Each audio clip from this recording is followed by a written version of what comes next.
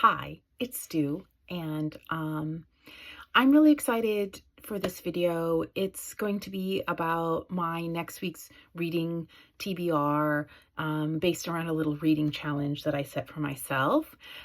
Just coming off of such a fantastic week of reading. Last week's reading challenge really delivered, and then I had a little extra time and read a couple extra books, which I'm going to allude to just a little bit right here at the beginning of this video, which were just both fantastic. So I also had a couple of great book hauls this week. There was just the serendipitous thrift store, 10 books for $5 when I had a little extra time and happened in there to find that deal experience. And then there was just the little free libraries that were just giving books that I could get super excited for. So I just feel a lot of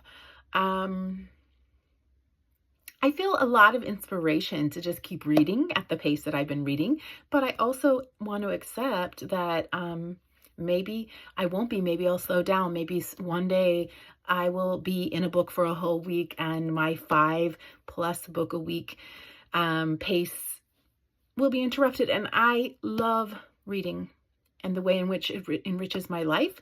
So I'm just open to all of that. That being said, I'm really excited to just kind of hop right in to this 5-book selection for my next week's sort of reading challenge or reading anticipation TBR list. The book that I had just recently finished this weekend was Their Eyes Were Watching God, the classic, and it really did kick off what is the central theme of this week's reading challenge, which is Women's History Month.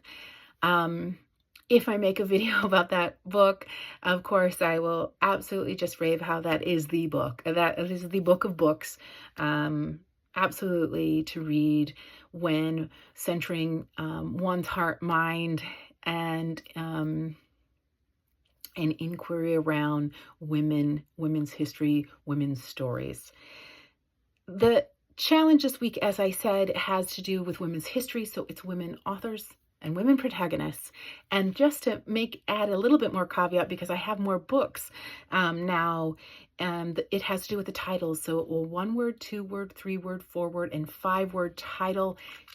If I'm just also, like last week, finding sunshiny days where I have the precious joy of extra time to sit outside and read more, and or wait for the bus a little bit longer, show up a little bit early at a bus stop so I can sit and read, then I do have a couple of 6-word title books, which would also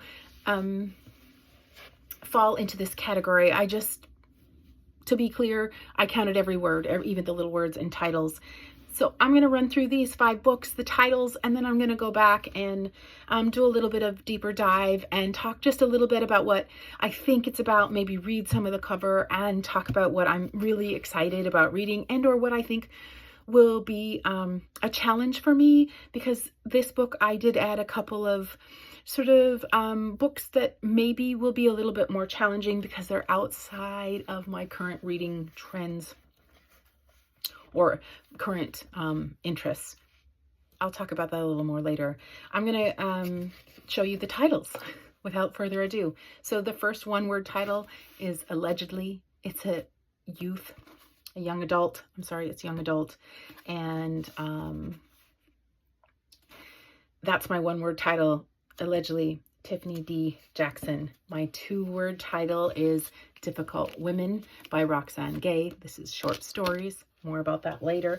My third book and my 3-word title is Playing with Boys, Elisa Valdez Rodriguez. What a beautiful cover. My 4-word title, which I only just very recently acquired, is Where Rivers Change Direction, El Boondrock. And my 5-word title is The Dancing Girls of Lahore. Okay, so a little bit about each book, yeah?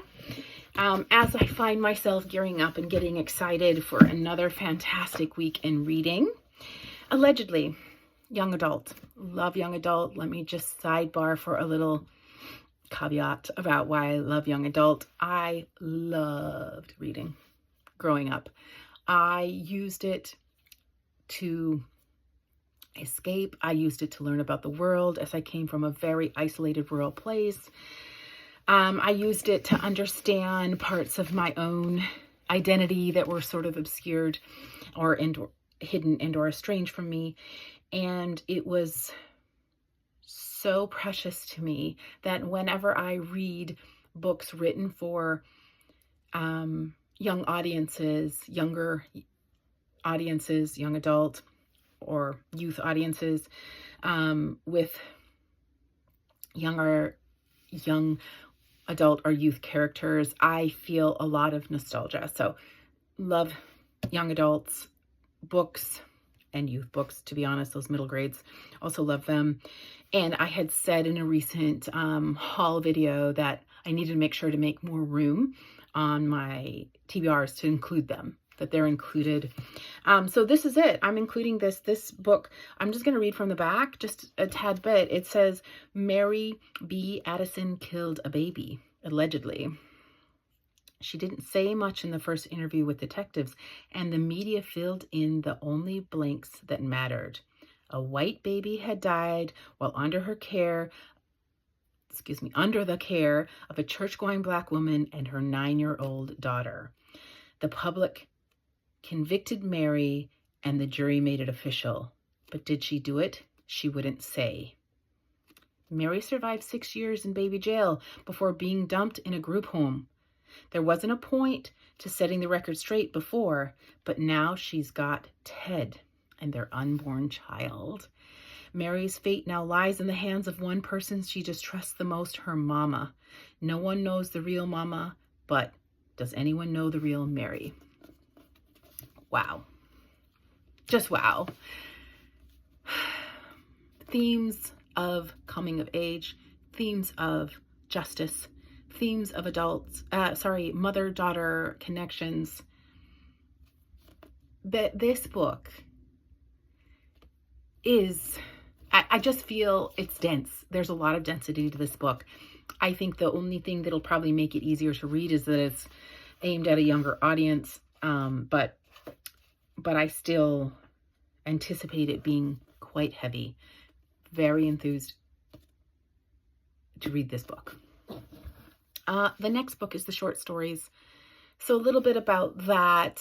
I'm going to find short stories perhaps challenging. A few years ago, only read short stories for a couple years because it's all I had the time and attention to. So now I'm kind of like, no, I want a whole novel. I want some time with these characters. I want some time with this story. But if any reading challenge is the right one, the celebration of Women's History Month and women's stories and women's narratives, points of view, perspectives, is the right time to read a short story book, which is about a collection of stories about difficult women, then this is the reading challenge for it. I'm going to say a sidebar. Normally, I make a strong commitment with myself to unhaul all the books. So I've only not finished one because of font, but I want to allow for what a short story book can allow for, which is I can get really into these stories, but if I feel like finishing all of them just feels forced, then I will put this book back on my shelf and pull it out and read one or two stories when the time is right.